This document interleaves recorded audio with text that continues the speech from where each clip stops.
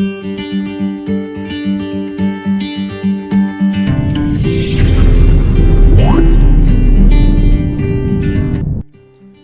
Hello दोस्तों, आज के हमारे इस नई वीडियो में आपका स्वागत है। आज हम जाने वाले हैं गगनगिरी मठ, जो कि है खोपोली में। तो चलिए वीडियो शुरू करते हैं। तो गगनगिरी मठ में पहुंचने के लिए सबसे पहले आपको खोपोली के रेलवे स्टेशन पे पहुंचना पड़ेगा। वहां से ये ज़्यादा नहीं, कुछ लगभग 1 किलोमीटर की दूरी पर है। यहाँ पे आप पैदल भी जा सकते हो और बाय रिक्शा भी आप जा सकते हो।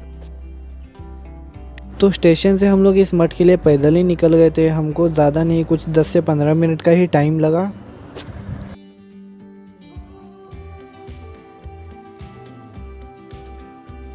और फाइनली हम लोग यहाँ पे पहुँच गए हैं मठ के पास। तो चलिए अंदर जाके देखते हैं क्या क्या है और इस मठ के पीछे की स्टोरी क्या है, वो सब भी आगे जाके जानते हैं। हमने अंदर जाके सबसे पहले शूज़ निकाल लिए। शूज़ निकालने के बाद हम लोग बढ़े अंदर की तरफ। वहाँ पे हमें कुछ ऐसा व्यू देखने मिला।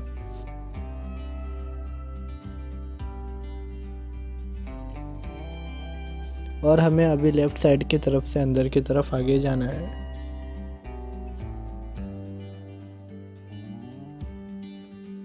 अंदर जाते ही हमें सबसे पहले एक बड़ा सा हॉल देखने मिलता है। उसी हॉल में लोग जाके बैठते भी हैं, आराम भी करते हैं। और उसी हॉल में सामने की तरफ एक गगनगिरी महाराज की तस्वीर भी रखी हुई है, जहाँ पे लोग जाके दर्शन लेते हैं।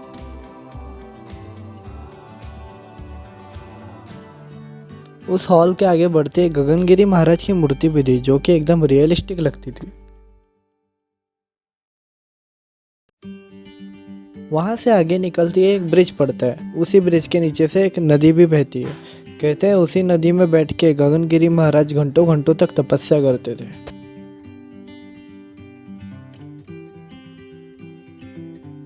वहीं पे हमें कुछ बंदर भी देखने मिले।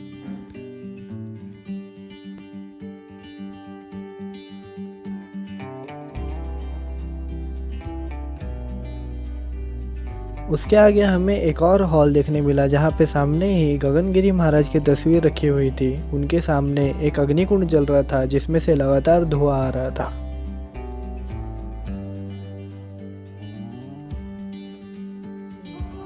और उसी के पीछे कुछ भगवान और संत महात्माओं के मूर्तियां भी थे। स्वामी गगनगिरी महाराज का असली नाम श्रीपद गणपतराव पाटनकर था। उनका जन्म सातारा जिले में 1906 में हुआ था। बहुत ही छोटी उम्र में वो सन्यासी बन गए। उन्होंने सन्यास ले लिया। सन्यास लेने के बाद वो बहुत अलग अलग जगह पे जाके घूमे। और उसी घूमने के साथ उन्होंने बहुत सारे शास्त्र, योगा और तंत्र का ज्ञान लिया। और ये सब चीज़ उन्होंने बहुत ही छोटी उम्र में हासिल कर लिया था। और इसी के बाद वो स्वामी गगनगिरी महाराज बन गए। और यहीं पे तकरीबन 102 साल जीने के बाद उन्होंने 2008 में महासमाधि लिया था। इसलिए इसे गगनगिरी मठ कहा जाता है। वहाँ से दर्शन लेने के बाद हम निकलते हैं और बढ़ते हैं आगे की तरफ।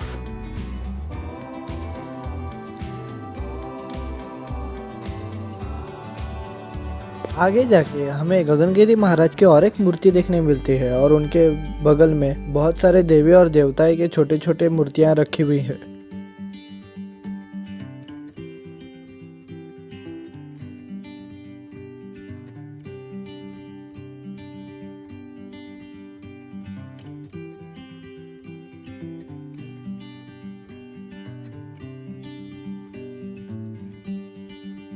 वहाँ से निकलने के बाद वही रास्ता हमें एक पहाड़ की गुफा की तरफ लेके जाता है। तो हम लोग वहीं पे निकल पड़े।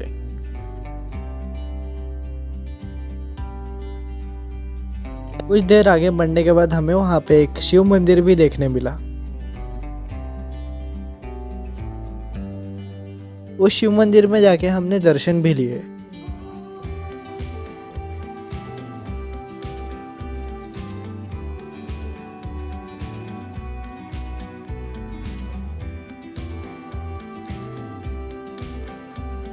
शिव मंदिर के पास जाके हमें पता चला कि ऊपर की गुफा में जाने का रास्ता अभी बंद हो चुका है। वो 1 बजे ही बंद हो जाता है, तो हमें देखने नहीं मिला।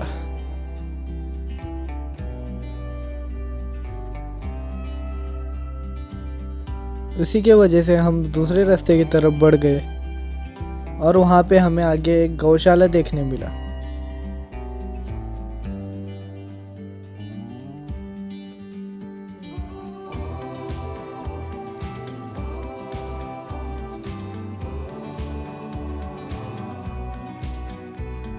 जब हम वहाँ पे गौशाला में गाय देख रहे थे तो हमें किसी ने वहाँ पे मदद के लिए आवाज़ दिया, तो हम चले गए उसकी मदद करने के लिए। मदद करने के बाद हम आगे बढ़ गए। आगे चल के हमें एक बायोगैस प्लांट भी देखने मिला। बायोगैस में किसी भी तरह के वेस्ट के मदद से एक गैस बनाया जाता है जो कि बहुत सारी चीज़ों में काम आता है, और उसके बाद भी जो बची हुई चीज़ रहती है उसे खाद के तरीके से यूज़ किया जाता है, जो कि पेड़ों के लिए बहुत फ़ायदेमंद होता है।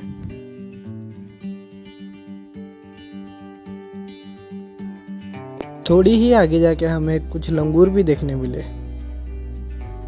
तो यहीं तक थी आज की वीडियो। फिर मिलेंगे एक नए वीडियो के साथ जल्द ही।